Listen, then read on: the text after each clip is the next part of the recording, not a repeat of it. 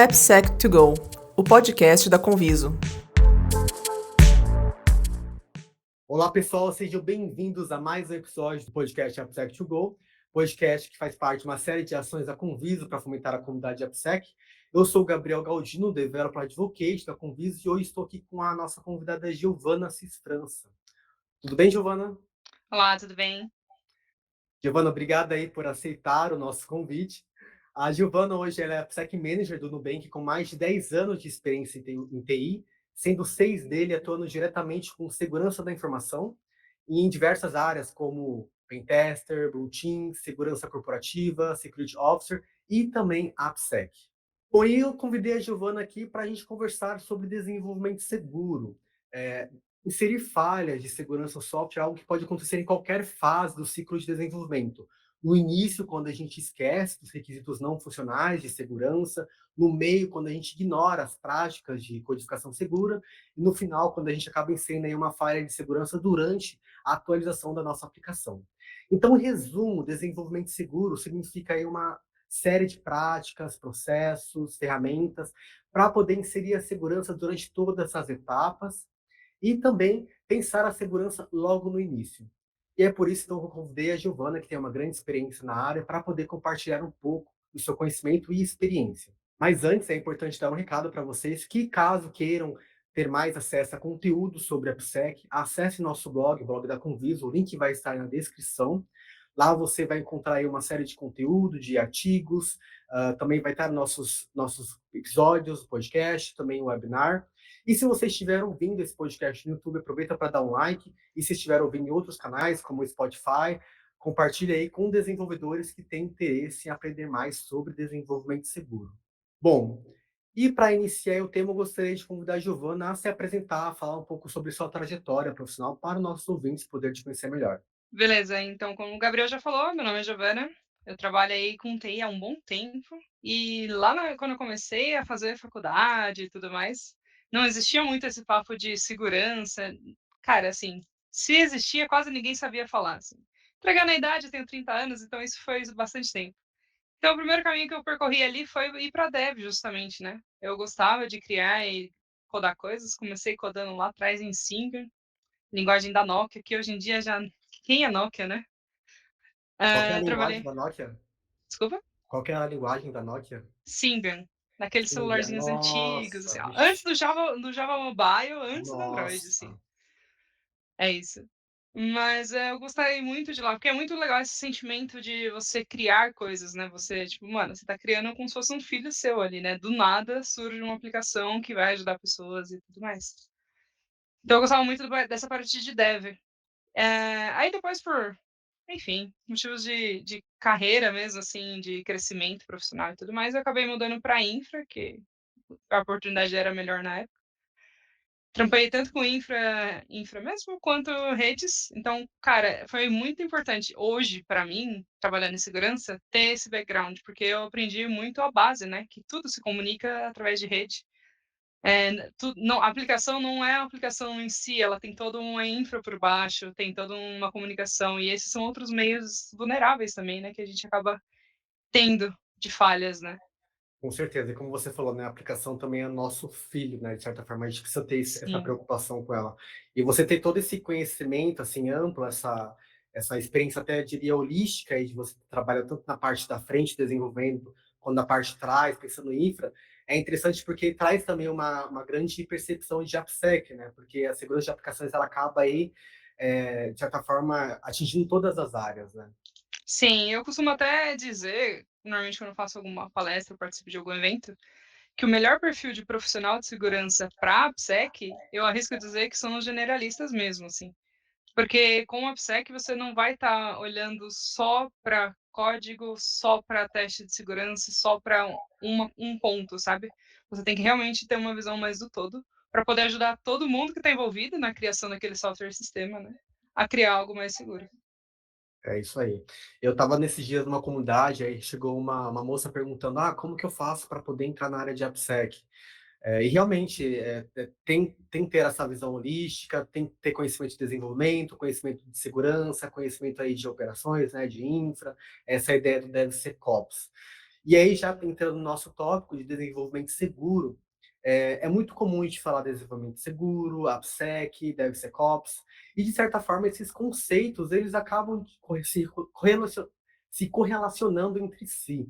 E, por exemplo, o desenvolvimento seguro, para mim, eu percebo que é algo que envolve muito desenvolvedor, porque a gente já está falando de desenvolvimento, também envolve essa ideia de shift left. Exatamente. Acho que assim, o coração de qualquer coisa não existe AppSec se não existir os desenvolvedores, se não existir software ali sendo criado, né. Então, existe um conceito meio errado, na minha humilde opinião, dentro de segurança, de ter essa, diria, rixinha, vai, entre desenvolvedor e segurança. E cara, não é pra existir isso. A gente é um time só, a gente tem que trabalhar junto. Nós, OPSECs, não existimos sem os devs, e os devs não vão conseguir ter esse conhecimento todo de segurança sem a gente para contribuir com eles. Então é meio que uma parceria, o ideal, né? Ah, sim, com certeza. E querendo ou não, se pessoas de segurança precisam conhecer partes do processo de desenvolvimento, assim como pessoas de desenvolvimento precisam conhecer partes da segurança. Então, a integração desses times, né, que é o que prega muito o DevSecOps, né, a colaboração entre os times, é algo importante para a gente pensar na segurança da aplicação. E também quando a gente pensa desenvolvimento seguro, né, tem essa ideia de você desenvolver seguro. Desenvolver seguro o quê? Essa aplicação. E quando a gente pensa, desenvolver uma aplicação, a gente pensa então, em todas as etapas desse processo, porque não é só você codificar que a aplicação está pronta. Não, você precisa pensar nos requisitos, aí depois você planeja, aí você coda, aí depois você pensa na parte do deploy, enfim. Existem várias etapas, e acredito que desenvolvimento seguro, ele acaba, então, atingindo tudo isso, né? Isso, a ideia é que ele entre dentro de todas essas etapas, né. Foi até que você comentou do shift left, justamente você trazer a segurança para o início, assim, do planejamento. Porque como acontece normalmente, né, as pessoas vão lembrar que existe segurança ou se preocupar com isso depois do produto pronto, normalmente a galera de pentest que vai atuar, lá no final da esteira, e aí, mano, é uma dor de cabeça absurda, porque o produto já está pronto, já está em cima da data de lançamento e vai ter que voltar para o desenvolvimento para corrigir alguns erros críticos. Às vezes acabam assumindo esses, não diria nem erros, esses riscos, vamos colocar assim, e levando para a produção que pode gerar fraude financeira. Então, tem muito problema. E quando você faz isso do shift left, que é trazer segurança, que é o que eu até comentei, de trabalharem juntos, né, ser uma parceria, quando você estiver bolando a estratégia do seu projeto, ou do seu produto, do seu software que você for criar, você já vai ter o time de segurança também ali atuando junto com você. Então, tipo, ao mesmo tempo que você vai ter lá seus requisitos de infra, seus requisitos de rede, seus requisitos de desenvolvimento, você também vai ter os de segurança. Quando você for fazer um desenho, sei lá, de uma arquitetura de software mesmo, como eu vou bolar, como vai funcionar a estrutura do meu software, vou fazer diagrama de fluxo, pode ser também. Se você está com o time de segurança ali junto, vocês conseguem pensar juntos qual que é a melhor abordagem. Às vezes a solução mais fácil, ou que deixa até algo mais robusto, um código robusto que está funcionando ali na aplicação, não significa que ele é seguro, né? Então, se você tem ali atuando junto com o time de segurança, você já, antes de codar, você já vai ter a noção do que você precisa tomar cuidado. E eu gosto muito desse termo shift left, porque ele chama muita atenção em você trazer da direita para a esquerda, né? Eu sei que desenvolvimento seguro ele acaba sendo aí bastante amplo, porque ele quer envolver todas as etapas, que é essencial também. Mas shift left ele chama atenção para alguma prática que é muito comum, que é como você comentou, de que a segurança geralmente ela é dada como prioridade no final. Então o shift left ele vem com uma ideia de você desconstruir essa proposta, enfim, essa prática comum, trazendo a preocupação logo no início. E é interessante que o Shift Left chama atenção para isso, e desenvolvimento seguro ele meio que abraça todo esse processo, porque querendo ou não, para você desenvolver seguro, você precisa pensar na segurança logo no início. E como você também comentou, né, pensar nos requisitos e até que ponto desenvolvedores têm conhecimento ou também acabam sendo responsáveis pela própria arquitetura, porque a gente acaba tendo aquela monopolização da arquitetura por arquitetos. Só que Sim, desenvolvedores também podem ser responsáveis de alguma forma pela arquitetura, não? sim, com certeza. Eu tive experiências já dos dois caminhos, né? Tanto de não ter essa proximidade com segurança ou não ligar para isso de shift left, quanto eu também trabalhei com desenvolvedores que eram excelentes, assim, mesmo comigo atuando em conjunto ali com o time, eu quase não tinha trabalho nenhum, porque eles realmente eram interessados no tema de segurança, ajudavam, pensavam na arquitetura, que estavam sobre, né, sua própria posse, da arquitetura do software, como as coisas funcionariam e tudo mais. Então, tipo, às vezes eu só chegava para revisar, fazer aquele double check e, cara, realmente eles eram pessoas incríveis, assim, manjavam pra caramba. Sim, é sempre uma oportunidade você conhecer a arquitetura, você conhecer como que funciona a segurança nesse processo e também até melhorar as partes de funcionalidade, enfim, qualidade do seu código. Agora, pensando por que isso é importante, por que a gente precisa pensar a segurança durante todas as etapas? Por que o Shift Left chama tanta atenção para trazer a segurança logo no início? Será que é apenas uma preocupação à toa da segurança? A gente sempre fala sobre isso, né? Por que trazer a segurança para a esquerda? Tá, eu acho que, ó, sendo bem direta, assim, ó, se você for vender isso para business, você chega para eles e fala: "Ó, a gente vai ter menos custo de mão de obra de pessoas, porque você vai ter menos retrabalho, você já vai ter planejando ali desde o início. Você vai deixar de ter exposição a fraudadores, a attackers do seu software em produção, dado o timing disso, você já vai estar considerando segurança. Você vai diminuir o risco de danos à imagem com qualquer tipo de vazamento que possa ocorrer, você vai diminuir custos de fraude, se é que, dependendo da sua aplicação aí, ou mesmo de vazamento de dados, porque lembrando que tem a LGPD e ela dá multa, né? Não é só os hackers que podem te dar prejuízo. E não é barato, viu? Não é barato. Sim. E sem falar que usar testes e scans em produção também pode causar impactos, né? Sim, com certeza. Nossa, já vi rodarem alguns dos casos, que eu não vou citar nomes para não dar tretas, mas de parar em ambiente, assim, e até afetar clientes. Tem pesquisas aí que mostram que se você insere a segurança para o início, você acaba economizando 100 vezes mais do que se você só deixa ela para o final. Porque o que acontece, como você comentou, tem o retrabalho, tem os custos, às vezes você já se preparar para poder evitar algum código vulnerável durante a parte de code, né? Você pensar já nos requisitos, evitar um SQL injection, por exemplo, e às vezes algumas brechas que podem ser até fáceis de você resolver logo no início, isso evita de que lá no final você vai ter que mudar grandes coisas por conta dessa pequena coisa que você poderia ter alterado logo no início. É, fora que todo o processo de integração, deploy em produção, não são coisas simples e também são custosas. Nem só falando de gastos de financeiros, né, gastos de dinheiro, mas, pô, não é simples você integrar uma nova feature de um produto que já está funcionando e deixar ele tinindo, bonitinho, porque aí está lá em produção, aí vai dar um problema, você tem que cancelar essa feature, voltar uma versão atrás, fazer as modificações, fazer todos os testes de novo, para daí de novo ir lá e fazer essa integração. Então, Sim. realmente. Sem falar também que se aí no final você acaba encontrando uma vulnerabilidade, e aí para você poder corrigir essa vulnerabilidade também tem todo aquele processo de você parar, enfim, ter que pensar tudo, toda a estrutura, Prazos, backlog. prazos, backlog. Porque querendo ou não, existe essa questão também, né? Hoje em dia, qualquer empresa aí é aquela questão de você, tem que entregar, tem que entregar, tem que entregar.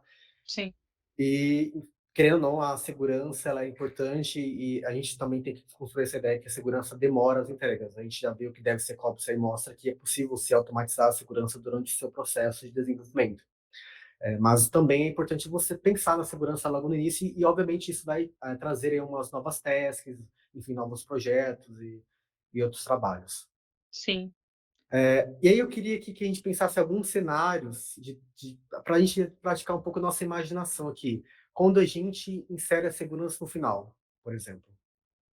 Beleza. Vou usar um cenário de e-commerce, que eu acho que é algo muito simples e padrão que acontece bastante aí. Então, vamos supor lá que eu estou criando um site de e-commerce novo para alguma marca. E eu, como desenvolvedora, estou lá. Meu objetivo é entregar e atender o negócio. Que o negócio deu uma data lá e eu preciso disso em produção. Então, eu fui, desenvolvi, criei, tá tinindo, carrinho funcionando, os produtos lá, o marketplace maravilhoso. E beleza, vamos subir em produção. Ah, mas eu preciso de um avalzinho ali do time de sec. E aí, durante esse período, né, do time de segurança avaliando o produto, eles encontram algumas falhas que, por exemplo, você consegue pegar esse pagamento do seu cliente e transferir para a conta de um atacante, você consegue comprar produtos sem nunca pagar por eles, você consegue, talvez, roubar as informações que você tem armazenado ali dos seus clientes. E aí isso vai fazer com que gere um risco muito alto dentro da aplicação que você criou, e o próprio time de negócios peça para que isso volte e seja corrigido antes de ir para a produção, pensando em evitar, né, problemas futuros.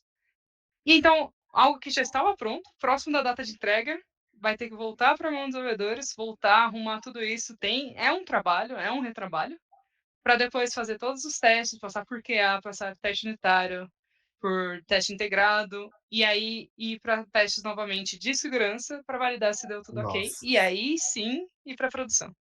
Olha, na minha experiência, quando acontece situações correlatas, né, similares, geralmente desenvolvedores não ficam muito alegres quando voltam o código. Eu não sei como que é a nossa experiência, assim. Isso acaba também gerando esse distanciamento entre o pessoal de dev e segurança? Sim, com certeza. Acaba criando uma rixa, por uma forma de expressão, entre os 2 times, porque o sentimento que fica é que o time de segurança tá apontando o dedo para o time de desenvolvimento, tipo: "Ah, vocês fizeram errado, isso aqui tá", com perdão da palavra, mas uma média, você tem que fazer de novo, tal. E ao mesmo tempo que, pô, tem o lado dos desenvolvedores que eles investiram um puta tempo para criar aquilo, não é simples criar um produto, criar algo do zero. Então acaba criando esse distanciamento, que é muito o que a gente tenta evitar com o que a gente estava conversando da abordagem do shift left, né.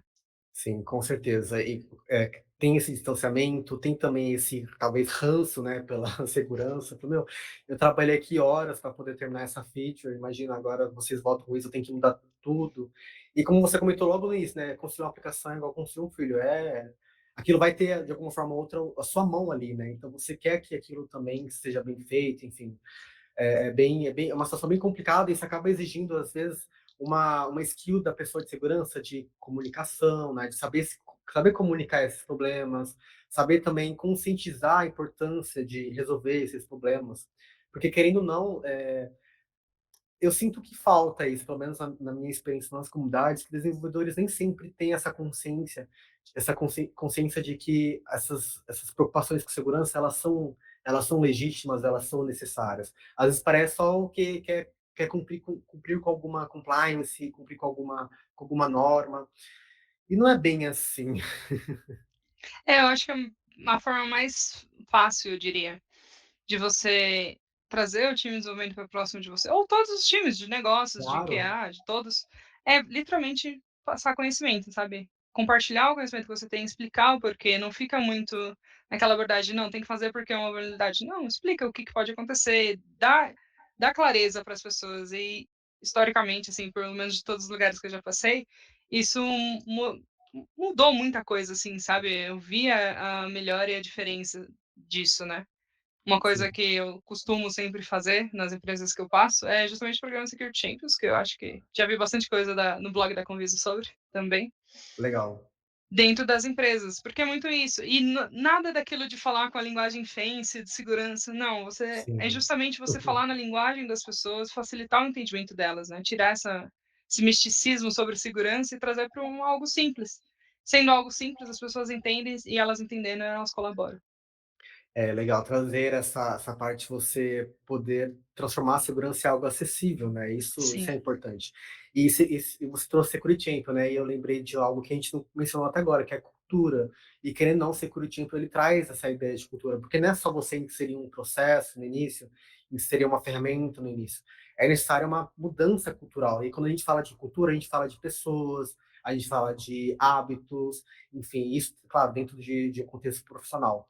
Então, e isso é complexo. Trabalhar com cultura é algo complexo. E exige, às vezes, você ter muito aí vontade, inserir realmente esforços para poder trazer a segurança. Aí, logo no início, quando a gente fala de início, não é só modelagem de ameaças, enfim, a parte de requisitos, mas é no início do pensamento mesmo. Você já, na hora de você desenvolver, já pensar na segurança, na hora de você ter uma ideia de um produto, pensar na segurança. E como você comentou, né, não é só o time de desenvolvimento, a AppSec, desenvolvimento seguro, acaba envolvendo outros times, pessoas de Sim, com certeza. produto, pessoas ali também do design de produto, porque de alguma forma ou outra vai aí estar, de alguma forma ou outra, sendo responsável pela experiência aí do usuário. Uhum. Agora vamos para uma demonstração aí de um cenário 2, quando a gente coloca a segurança no início, o que que a gente consegue evitar, por exemplo? Boa. Nesse cenário 2, vamos pensar aqui, ó, uma carteira, beleza? Uma wallet de pagamentos. Algo mais complexo, mexe direto com o dinheiro das pessoas. Gostei que você tem sempre dinheiro aí nessas aplicações, tem Não, sempre mas algo financeiro. é isso que chama atenção, né. Mas brincadeiras à parte, é só porque minha experiência maior é direto no ramo financeiro. Mas beleza, uma carteira de pagamentos. Aí o time de business vem com uma super ideia de trabalhar com pontos, algo normal, costumeiro, assim, que a gente já viu em vários lugares. Então, pagamentos realizados com aquele ou naquela wallet específica vão gerar pontos que podem ser trocados por itens e tudo mais. Tá, e aí a gente tem um processo de shift left. Como isso vai funcionar? Na minha experiência, como que a gente fazia? A gente sentava com o time de negócios antes de tudo, qualquer planejamento, com o time de negócios e conversava com eles, entendia o que eles queriam, como eles queriam fazer, tipo de rewards que teria, como esses pontos seriam acumulados e tudo mais. E aí nesse planejamento da ideia, nesse pensamento da ideia, a gente já tirava alguns pontos, alguns casos extremos das pontas que poderiam causar problemas, que poderiam ser falhas de segurança. Aí beleza, rolou isso, fechamos, a gente vai seguir com essa funcionalidade, tranquilo. Aí a gente senta com o time de dev, ou SRE também, né? Depende do time. Sim. Todo mundo junto, aí e tudo que é feito é a 6 mãos. Então aí a gente vai conversar sobre o que precisa para isso funcionar, a gente vai falar de requisitos, aí a gente vai falar de, sei lá, a própria arquitetura em si, como isso vai estar desenhado na parte de infra, como isso vai estar desenhado na parte de software. Literalmente, a gente vai falar de fluxos, são quais são os fluxos de informação que vão ser mandados, como a gente vai ser compartilhado isso. Eu preciso mandar dados de cartão. Beleza. Vamos usar um JWT? Vamos. Mas por que não usar um JWE? Sabe, mandar mensagem encriptada. É esse tipo de coisinha que você vai pegando quando você trabalha junto desde o início. Aí, beleza, putz, eu tenho uma arquitetura bonita, eu desenhei, time de AppSec junto com o time de infra, junto com o time de dev, mas mesmo assim, a gente não confia nisso, a gente precisa de uma revisão. Então a gente vai parar e a gente vai dar uma olhada para ver se tem algum tipo de risco. A gente vai dar uma olhada em análise de risco, a gente vai dar uma olhada em modelagem de ameaças. E aí, vou fazer um destaque aqui, que modelagem de ameaças não é algo que precisa ser feito pelo time de segurança, sabe? Se você Perfeito. ensinar e tiver essa cultura que a gente comentou agora há pouco, de segurança, cara, a gente está todo tempo pensando em ameaças. Por exemplo, se eu sair de casa, fico pensando, putz, será que eu tranquei a porta? Se eu desci do meu carro, putz, eu travei o alarme. Isso tudo são pensamentos de modelagem de ameaça. Então, se você explicar isso para as pessoas, ensinar elas que, tipo, esse comportamento é o que a gente chama de modelagem de ameaça, elas vão conseguir trazer isso para dentro do planejamento do software, né? Com certeza. E Nossa, aí perfeito. vai seguindo toda a esteira, cai para desenvolvimento, revisão e tudo mais. Sim, e esse comentário aí sobre modelagem de ameaça, ela já não precisa ser feita só por pessoas de segurança, assim, é o que a gente sempre fala aqui na Conviso, porque a modelagem de ameaça, ela necessita de uma diversidade, e a gente fala diversidade de pessoas, né, de pessoas que possam pensar nas variedades de possibilidades de ataques e ameaças. E você trazer pessoas desenvolvedoras, elas podem te trazer novas visões, trazer pessoas de produto também, então, quando você pensar arquitetura, pensar as funcionalidades, trazer essas outras visões para pensar nas questões de segurança. E de alguma forma ou outra, todo mundo vai se conectar com essa proposta. Isso é muito legal. É bastante importante essa menção aí de modelagem de ameaça também pode ser feita por desenvolvedores. Agora a gente falou aí sobre desenvolvimento seguro, sobre a importância da cultura, mas do que a gente está se protegendo especificamente? Eu quero entrar nessa pauta porque a gente sempre fala que da pessoa dev como responsável pela segurança, mas a gente nunca fala um pouco do outro lado, para entender também a visão de quem pode atacar a nossa aplicação, né? Boa. E a gente chama ele magicamente de atacante, né? E aí o atacante, ele não é simplesmente aquela pessoa. Primeiro, vamos acabar com o estereótipo, né? O É, atacante não é a pessoa com capuzinho, no subsolo, assim, com 3 monitores, telinha preta, com letrinha verde. sim. Esquece. O atacante pode ser eu, como pode ser o Gabriel, como pode ser uma pessoa tomando um café do seu lado no Starbucks. Então a gente não sabe quem é o atacante, não existe um perfil específico, essa pessoa é ou não é. Assim como também o atacante pode ser um insider. E insider é uma pessoa que trabalha dentro da empresa, pode ser um desenvolvedor, pode ser uma pessoa de SRE, qualquer pessoa, uma pessoa de negócios, que ela vai se aproveitar do conhecimento que ela já tem para causar algum tipo de alguma ação em benefício próprio, seja ganho de informação, seja ganho financeiro, enfim, existem várias possibilidades aí. Um parênteses, porque não sei se tem a ver com essa parte do atacante, mas a gente falava muito de hacker. Hacker é uma termo aí que é muito conhecido popularmente. Você fala, eu sou hacker, a pessoa, meu Deus, cuidado. E também tem crackers. que é Sim. os novos conceitos que vêm surgindo, porque a gente vem desconstruindo a ideia de hacker, né? Hacker como uma pessoa que ela não necessariamente vai querer causar impacto negativo na sua organização, ela só está ali, um hacker ético, né? Buscando entender as brechas de segurança do seu software. E também cyber. Nesses dias a gente estava até numa discussão, cyber trombadinha, surgiu esse termo. Enfim, então surgindo, porque querendo ou não, a segurança ela vem se tornando algo cada vez mais comum, né? Problemas de segurança. Então, vem surgindo também novos termos para essas pessoas que acabam aí, de alguma forma ou outra, atacando a aplicação. É, é bem isso. Acho que, assim, a etimologia da palavra hacker não é o hacker que a gente está acostumado, de a pessoa vai lá e vai fazer fraude, vai fazer não sei o quê. A palavra hacker em si é uma pessoa que tem muito conhecimento sobre um assunto, ponto. Não é para o mal, não é para o bem.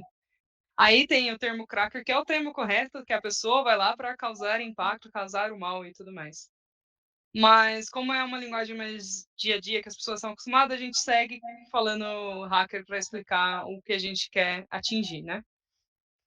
Mas falando um pouquinho, né, tipo, ainda do atacante, né? O que que motiva ele? Ele tem, acho que, alguns principais pontos, né? Um é ter oportunidade e, cara, por oportunidade, seja tipo, a gente tem uma aplicação falha e eu tenho conhecimento suficiente para poder explorar, desculpa, de novo. É, falando um pouco sobre o atacante, né? E o que que faz ele fazer isso, né? Então são três pontos básicos, assim. Uma é a oportunidade, então se a aplicação tem essa falha e ele tem conhecimento suficiente para explorar, pode ser algo que o leve a fazer isso. A motivação, que aí ele vai usar justificativas várias para fazer aquela Sim. ação e tá tudo bem. Eu tenho conhecimento, eu quero me provar para meus amigos. Sei lá, se for uma empresa que trabalha com dinheiro. Eles cobram taxas muito altas ou não sei. Ele vai se justificar para tomar aquela ação. E aí ele tem a racionalidade em cima disso, né, de tipo: "Ah, tá tudo bem fazer isso, existem vários políticos aí que ficam roubando. Ah, tá tudo bem fazer isso, não vai ser nada pra empresa, pra mim é um ganho. Eu preciso pagar um boleto e, enfim, preciso de dinheiro". Então são basicamente esses 3 fatores que formam uma pessoa que vai fazer ou praticar o mal em cima de uma aplicação, vamos colocar assim. E o que ela pode causar para a organização? Elas podem causar danos diretos, né, então, tipo, impactar ali diretamente prejuízos financeiros e tudo mais, ou mesmo danos indiretos, que é, tipo, indisponibilidade de, sei lá, eu fui fazer um ataque num data center, meu foco é o data center, mas eu acabei, como dano indireto, causando indisponibilidade na própria Convis ou no Nubank ou, enfim, em algum outro que seja. E aí, dentro desses tipos de dano, né, pode ter o que a gente já falou de prejuízo financeiro, pode ter danos à imagem, e aí danos à imagem é tipo a reputação da empresa perante os seus clientes e ao mercado, então é isso que a gente chama de dano de imagem. Pode ser de vazamento de informações, e aí pode entrar tanto a GDPR como a LGPD e outras leis de dados que também podem ocasionar multas. Uh, Indisponibilidade em si, né, tipo, deixar a empresa fora do ar. Acho que são esses os maiores tipos de dano, assim, e os mais comuns que acontecem. Você já foi pentester, né? Você É. imagino que já tenha lidado muito com essa visão do atacante, imagino eu. Porque, querendo ou não, quando a gente pensa na proteção, quando a gente constrói nossos muros, a gente também pensa como que é quem vai querer pular esses muros. Então, é sempre importante, quando eu falo para desenvolvedores pensar em segurança, em pensar em proteções, é também pensar nessa visão de atacante, né? Na visão de quem vai atacar a sua aplicação, para se proteger, principalmente. O interessante, uma coisa que chama muita atenção nesses estudos que eu estava tendo sobre essa visão do atacante, é que eles buscam sempre ter uma metodologia fora da caixinha, né? Testar as coisas a partir de um caminho nunca pensado. E isso é muito interessante, porque eles buscam um erro, né? Eles buscam alguma forma de você atingir aquela aplicação que nunca foi pensada antes, né? Ou você usar aquela aplicação que ninguém pensou sobre. E é interessante como isso demanda criatividade. E como você foi pentester, imagino que você também tenha sido muito criativa durante seu trabalho.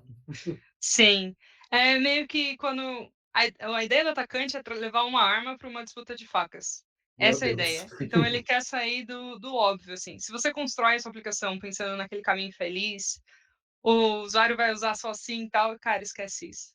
A alegria de todo pentester ou todo atacante é você realmente buscar meios de quebrar esse seu fluxo feliz, sabe? O mais comum, assim, que eu vejo acontecer com muita frequência, além das vulnerabilidades já conhecidas, né, mas saindo um pouquinho de dentro disso, é fluxo de negócios. Porque como você está fazendo o fluxo de negócios da sua aplicação e você não espera que nada aconteça fora daquilo, você só não se preocupa em tratar essas possibilidades de erros ou falhas de comunicação, falhas do próprio fluxo. Então, vamos supor, minha aplicação ele vai da página A para a página B para a página C e aí efetua a compra do produto, beleza? Eu posso simplesmente pular da página B para a página D, que vai ser a compra do produto, e pular a página de pagamento. E aí, nisso, se sua aplicação não estiver preparada para lidar com isso, eu vou ganhar um produto em casa sem ter gasto nada em cima disso, entendeu? Sim, interessante. Bom, agora pensando aí nas partes. Corta. É que eu vou pro próximo tópico aqui. Tá bom. A gente conversou então sobre o atacante, e agora pensando no desenvolvimento seguro e por que algumas pessoas elas acabam subestimando a ideia de desenvolvimento seguro e AppSec. Agora sobre os mitos, né? Vamos pensar aí que eu até joguei nesses dias no Twitter, né, uma frase assim: ah, não preciso me preocupar com segurança porque minha empresa é pequena, é uma startup, ela é desconhecida. Bom, É, ledo engano, eu diria, né? Eu até uma vez eu comentei sobre isso. Sabe aquele joguinho do Dino que, cara, acabou a internet e fica pulando lá as coisinhas, desviando dos bichinhos e tal? É algo sim. simples, besta, não tem ganho nenhum. Porém, a galera hackeou esse joguinho pra você ficar imortal. Por motivos de tô aqui sem fazer nada, tenho conhecimento e vou fazer, Vou entendeu? hackear Então, o Google, só isso. Eu estou super desocupado, eu vou hackear o Google. Simples. exato. Então não tem uma motivação, não precisa sempre estar atrelado ali a um ganho financeiro ou algum tipo de ganho. Às vezes é só por, cara, o cara tá lá bored e vai fazer alguma coisa. Ou não importa mesmo assim, vamos supor, tem uma clínica de bairro aqui de Sim. ortopedia. Eu tô ali sem fazer nada, tô esperando chegar meu Uber. Vou ver aqui o que eu consigo fazer, né, aqui e hackear essa clínica. É assim que funciona a cabeça das pessoas quando elas tendem a querer fazer as coisas para o mal, né. Então não tem uma explicação, não precisa ter algum tipo de ganho pro atacante em si, sabe, falando financeiro nem nada. Às vezes ele só quer usar o conhecimento que ele tem. Sabe que, pensando agora, eu vejo que isso vai muito da própria interpretação, percepção, na verdade, das pessoas têm sobre aquele termo hacker, né? Como eu comentei, o hacker é a pessoa de capuz, geralmente vê um homem branco com um computador ali, super nerd, e a gente vê que pessoas de segurança podem ser qualquer pessoa, inclusive pessoas que têm conhecimento de segurança e que têm conhecimento de invasão, né, de aplicações.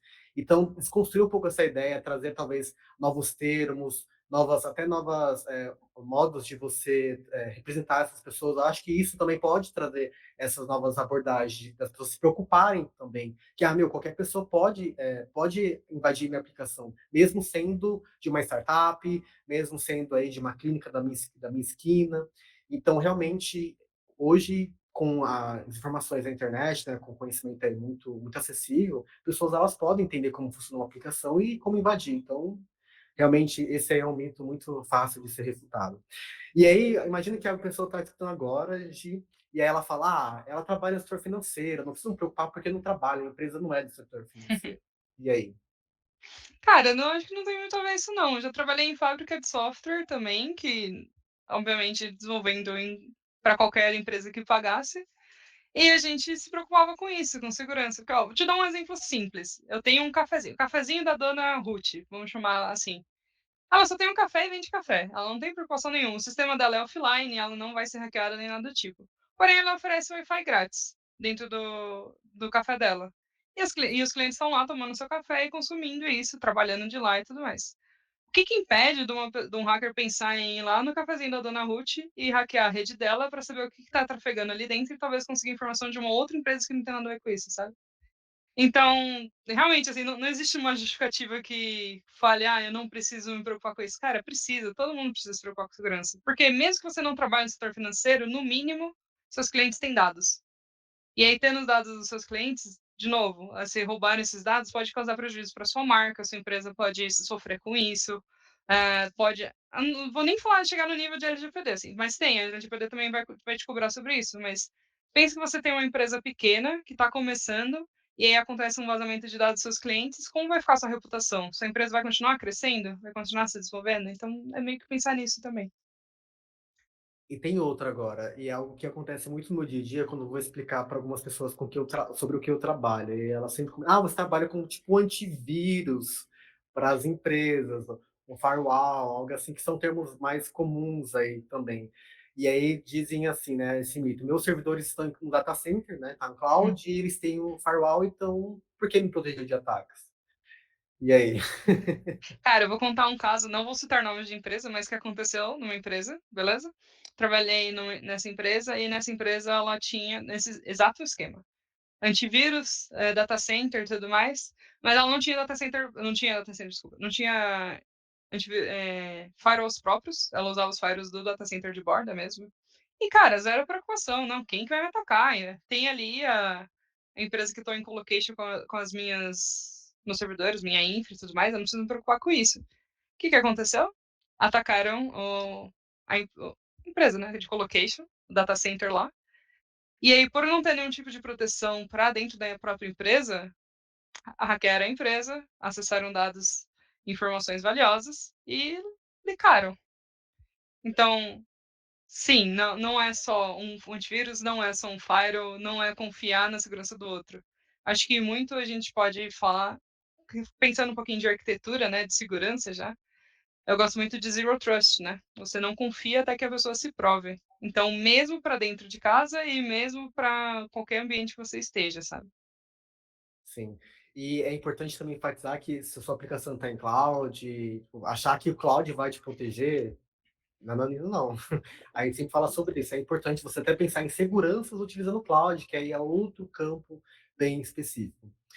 Certo, agora a gente já indo já uma parte mais para o final, assim, vamos pensar em desenvolvimento seguro na prática. A gente falou sobre modelagem de ameaças já, Security Champions, e aí você, não sei se você tem aí alguns pilares, né, que você traz sobre, por exemplo, o gerenciamento do controle de acesso, enfim, se você puder comentar um pouco sobre a sua proposta e de que como desenvolvedor pode conhecer para poder começar a implementar o processo de desenvolvimento seguro.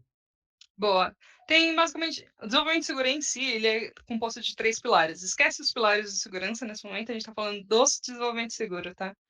Que é, primeiro, você identificar seu usuário, então o controle de acesso seria tanto a autenticação quanto a autorização e o que é isso, né? A autenticação é o login e senha que todo mundo conhece, você consegue entrar na aplicação. Aí, isso, se você quiser trabalhar um pouquinho a segurança em cima disso, pô, põe um MFA. O que é MFA? Multifator de autenticação. Bota um tokenzinho, bota alguma coisa complementar à senha para validar que aquela pessoa é aquela pessoa. E aí a gente fala principalmente de autorização. E, cara, o que a gente tem? Se a gente pegar o ASP Top 10, assim, aí olhar, a maioria deles vai ser composto por isso. Falha de autorização. O que é autorização? Quando você faz o login numa aplicação, normalmente você valida que aquele login está correto e as permissões daquele usuário. Bala, bonito, sem problema nenhum. O problema está em, a partir dali, você não valida mais a autorização daquele usuário. Então, se ele vai acessar uma funcionalidade, valida se ele precisa, se ele tem permissão de acesso a essa funcionalidade. Se ele vai acessar um objeto, vou puxar um PDF de uma conta, sei lá, um extrato de uma conta, vou puxar um PDF de um pedido que eu fiz. Se aquela pessoa tem autorização para acessar aquele objeto específico. Então, por exemplo, você mata casos que eu, Giovana, vou tentar acessar o PDF da compra do Gabriel. Então, isso você mata ali já com autorização. Aí o segundo ponto é validação de dados.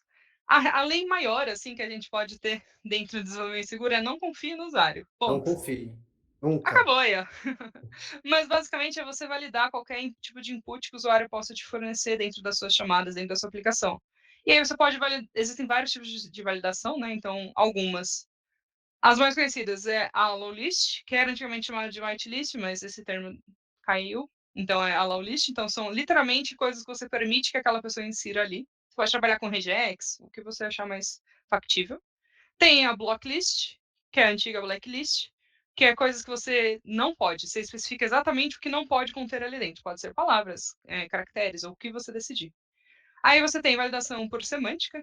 Então, por exemplo, os formatos específicos. O CPF tem um formato específico, eu posso validar aquilo, um RG, uma data, um horário. Por sintaxe mesmo, assim, também você pode validar. Então, sei lá, algumas palavras você pode matá-las, ou substituí-las, ou eliminá-las quando ela receber esse tipo de palavra. Você faz essa tratativa. Lembrando que tudo isso tem que ser feito no back-end, nunca no front-end, tá bom? Porque você pode simplesmente interceptar a comunicação e enviar alterando isso para o back-end. Então, o back-end tem que validar. Você pode fazer no front, sem problemas, porém faça no back obrigatoriamente. Essa é a parametrização dos dados? Isso. E aí, por fim, uma também que você pode fazer são regrinhas de negócio simples, assim. Por exemplo, se eu vou fazer uma compra de uma passagem, eu não posso comprar para uma data que já passou. Isso é regra de negócio é algo simples, então você pode validar isso também dentro da sua aplicação. Perfeito. E E tem o gerenciamento de ataques também, né? exato, por último e não menos importante, logs. Vamos trabalhar com logs. Acho que assim, se você não sofreu, se a empresa ainda não sofreu algum ataque, ela vai sofrer. Então, o que a gente pode fazer com isso é aprender com os nossos pontos de falha, né? Ali dentro da nossa aplicação, nosso sistema. Então, cara, trabalhar com logs. Então, existem alguns tipos de logs. Logs de aplicação, logs de trilha de auditoria. Trilha de auditoria, vamos lá. Quem fez o quê, quando e onde. Isso que prega o log de trilha de auditoria. Então, qual usuário fez qual ação, onde na aplicação e qual o date time disso. Porque aí você consegue acompanhar todos os passos que ele fez para executar uma fraude, por exemplo. Os logs de aplicação, cara, todos os erros que você for gerar na sua aplicação para o usuário que vai receber isso, é sempre um erro genérico. Põe uma telinha bonitinha, ele vai ficar feliz, não vai ficar triste de receber um erro na sua aplicação e tudo mais, e salva esse log no seu backlog para você entender qual o erro que gerou naquela aplicação, para você poder tratar isso depois. Enfim, alguns outros tipos de logs você também pode tratar isso, e o importante é, com todos os logs que você tem, você não pode deixar eles separados. Você pode usar o que a gente chama de CIEM, que é um correlacionador de logs. O mais comum aí que a galera costuma usar é o Splunk, que ele vai pegar todos esses dados, juntar eles, correlacioná-los, e aí fica mais fácil de você ter uma leitura do que aconteceu, qual foi o comportamento da aplicação, o que era esperado, o que não era, onde eu preciso atuar. Então, basicamente, são esses os 3 pilares que a gente tem do desenvolvimento seguro. Lembrando para quem está ouvindo que todos esses conceitos, essas práticas, elas também são abordadas pela OASP. A OASP ela traz aí nas suas datasheets todas essas práticas bem detalhadas, então é importante você também consultar, caso tenha alguma dúvida, enfim, a OASP ela é a principal referência para desenvolvimento seguro, né, para AppSec. E agora perguntando sobre os logs, aí dentro da sua experiência, é comum desenvolvedores terem aí essa preocupação com os logs? Eles acabam estando mais próximo desse processo, ou é mais pessoal de segurança mesmo? Porque, pelo que eu vejo, assim, da minha experiência, geralmente o log ele acaba ficando mais para segurança e o desenvolvedor não tem muita essa preocupação com os logs. Eu acho que alguns casos até tem, se a gente falar só de log de aplicação básico, porque é o que eles vão precisar para debugar ou para reconhecer algum erro. Mas fora isso, não. Os outros tipos de log normalmente não se tem muita proximidade com eles. E especialmente esse cuidado de não mandar o log de volta para o usuário no front-end. Né? Importante, importantíssimo. Então é isso, a gente precisa pensar no começo e também não deixar de pensar no final também, né? E aí também não esquecer um amiguinho de segurança no final. É importante que a gente esteja junto aí, todo mundo junto, ninguém solta a mão de ninguém, todo o processo de desenvolvimento de aplicação. Bom, Giovana, tem mais algum assunto aí que você acha importante que nossos desenvolvedores precisam conhecer? Eu acho que é algo bem simples que qualquer desenvolvedor pode fazer e faz parte do seu dia a dia, né, da sua própria cultura. Você não precisa sair, você já está acostumado para entender de segurança, aprender para isso e tal. É você seguir as suas boas práticas da própria linguagem que você está usando, sabe? Se você seguir isso, muitos pontos de segurança e muitos pontos de falha serão já abrangidos por ele, explicado como fazer da melhor forma e alguns cuidados que você pode ter para já evitar vulnerabilidades lá na frente. Então, eu acredito que com esse papo a gente ficou claro que desenvolvimento seguro é sobre desenvolvedores, mas é também sobre pessoas de segurança, pessoas de produto, é todo mundo ali colaborando, interagindo para poder trazer a segurança para a aplicação. E é pensar na cultura também, que é algo essencial para você trazer a segurança aí para a sua organização de modo geral, sem também deixar ela de lado em outros processos, né? Porque existe aí a cibersegurança, que é um mundo gigantesco. Mas, pensando em AppSec, você pode consultar os materiais da WASP, que você vai encontrar muita coisa importante para poder inserir essas práticas de desenvolvimento seguro. E é isso, a gente está chegando aqui no final. Giovana, você teria alguma dica de conteúdo para os ouvintes? Você tem algum canal? Você tem algum blog? O que você teria aí para poder indicar? Agora é a Cara, parte do jabá, hein? eu tenho o GitHub, onde eu compartilho todos os materiais que eu já escrevi, artigos, palestras que eu dei, gravações, vídeos. Fica lá, de Hyperion, depois eu mando escrito bonitinho pro Gabi compartilhar ali nos comentários, na descrição do vídeo. Se quiserem, tiver alguma dúvida, cara, podem me procurar, meu LinkedIn também eu vou deixar com o Gabi. Podem vir conversar comigo, eu ajudo sempre todo mundo que procura. Talvez o timing seja um pouquinho demorado, mas eu prometo que eu respondo. E fora isso, mano, o OASP, assim, quando eu comecei em segurança, foi o OASP que me ajudou, seja em Pentest, seja em AppSec. Então, o que eu mais recomendo para vocês é isso. Leiam o OASP, tem conteúdo pra caramba, você pode pesquisar exatamente o que você quer entender ali. E o legal do OASP é que ela não é feita pelo time de segurança, né? Ela é feita por uma comunidade que tem desenvolvedores, que tem várias pessoas. Bom, obrigado, Giovana, pelo papo aí, por ter aceitado esse convite também. A nossa conversa acaba por aqui. Muito obrigado você, ouvinte, por ter acompanhado até esse momento. Se você quer continuar recebendo notícias sobre o mundo de AppSec, da Conviso, entre aí nas nossas redes sociais. Também temos a nossa comunidade, DevSecOps Global. Temos os links aqui na descrição. E muito obrigado mais uma vez.